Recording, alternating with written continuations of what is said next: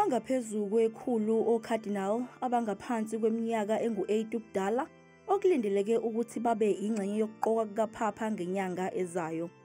Uma kuvotwa kubhalwa ephepheni. Each of the cardinals writes on a slip of paper which says in Latin something along the lines, "I choose as Pope so-and-so."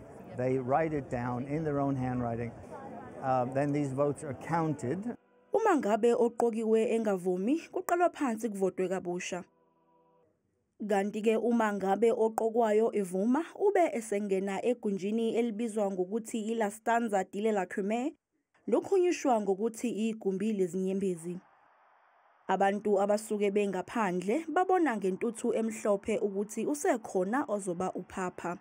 In that room are 3 white cassocks, papal robes, in 3 different sizes, essentially to be very simple, small, medium, and large. So whoever gets elected can put on one of these. It may not fit perfectly, it might be too big, too small, too short, whatever, but at least it's white, and that person will don those clothes.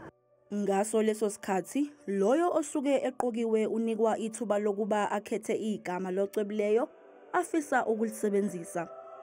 Emva kwalokhu ilungu lesigungu soCardinal libe seliphumela ngaphandle eSt Peter's Basilica limemezele ngesiLatin ukuthi Habemus Papam, nokusho ukuthi useqokiwe uPapa. Emva kwalawo magama uPapa omusha uzovela okokuqala bese ebosisa abantu.